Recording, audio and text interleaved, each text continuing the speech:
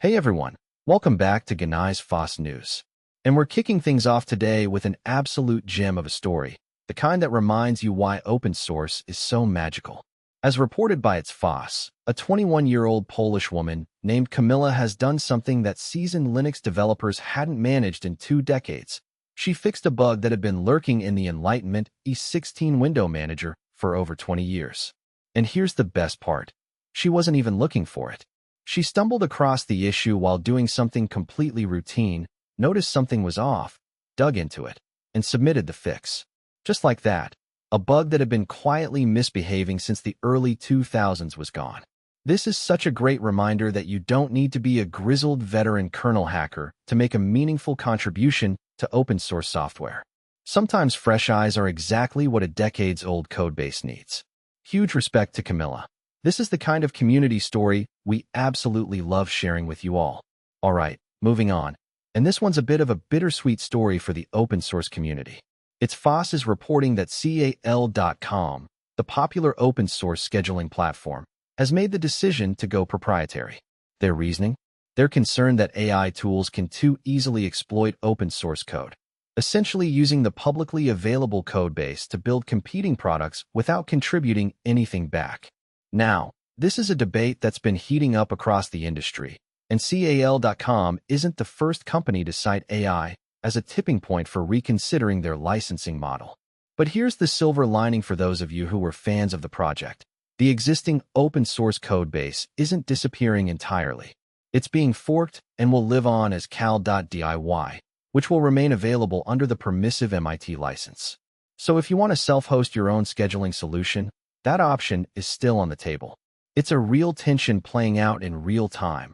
Open source values versus the commercial pressures brought on by the AI era. And honestly, we're going to be seeing this story repeat itself with more projects in the months ahead. Now let's talk about something that could be genuinely historic. Open Source for You is reporting that NVIDIA has released a family of open source AI models called Ising. And these things are specifically designed to tackle some of the hardest problems in quantum computing. We're talking about processor calibration and error correction, 2 challenges that have been massive roadblocks to making quantum computers practical and commercially viable. By open sourcing these models, NVIDIA is essentially handing the global research community a powerful new set of tools and inviting everyone to build on them. And the market has already reacted. Quantum computing companies IonQ and Rigetti Computing saw sharp gains following NVIDIA's announcement. Open Source for You also notes in a separate piece that this move signals a software-led shift in who controls the quantum computing ecosystem. Right now, hardware has been the main battleground, but NVIDIA is planting its flag on the software control layer. If open source collaboration accelerates quantum research the way it did with AI and cloud computing, this could be a watershed moment for the field. But wait, not everyone is cheering NVIDIA on. Also from Open Source for You comes a story about growing political pushback against NVIDIA's expanding influence in the open source infrastructure space. U.S. Senator Elizabeth Warren has written a formal letter to the Energy Secretary raising serious concerns about NVIDIA's acquisition of SkedMD, the company behind Slurm, the open source workload manager that is widely used across defense systems, AI infrastructure, and scientific computing. Warren's concern is essentially this. Slurm has become so deeply embedded in critical infrastructure that handing control of it to a single private corporation, especially a dominant chip manufacturer like NVIDIA, poses risks to both competition and national security. This is a really important governance question for the open source world. When a piece of software becomes critical infrastructure and then gets acquired, who's accountable? Can we still call it truly open? This story is developing, so we'll keep an eye on it. But it's a conversation the entire open source community needs to be having right now. Okay, let's shift to some collaborative good news. According to Open Source for You, 3 major players, ABBYY, IBM, and Red Hat, have teamed up to launch something called DocLang. It's being positioned as a universal, AI-native document format, and it's being released as an open source initiative under the LF AI and Data Foundation. So what problem does it solve? If you've ever worked in enterprise software, you know the pain. Documents come in 1,000 different formats: PDFs, Word files, scanned images, legacy formats. and getting AI systems to reliably read and extract information from all of them is a nightmare. DocLang is designed to be a common language that makes documents machine-readable and AI-friendly at scale, regardless of where they originated. It was announced at ABBYY Ascend 2026. The fact that this is being submitted to the Linux Foundation's AI and data umbrella rather than kept proprietary is a strong signal.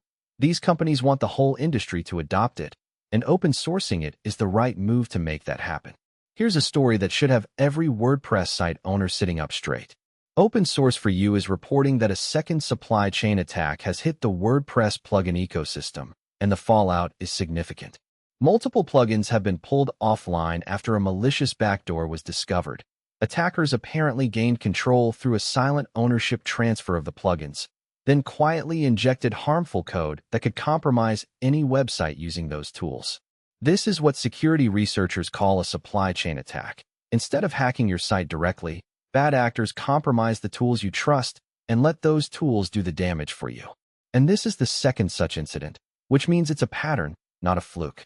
The open source governance question here is massive. When plugin ownership changes hands on a marketplace or repository, who's verifying that the new owner isn't malicious?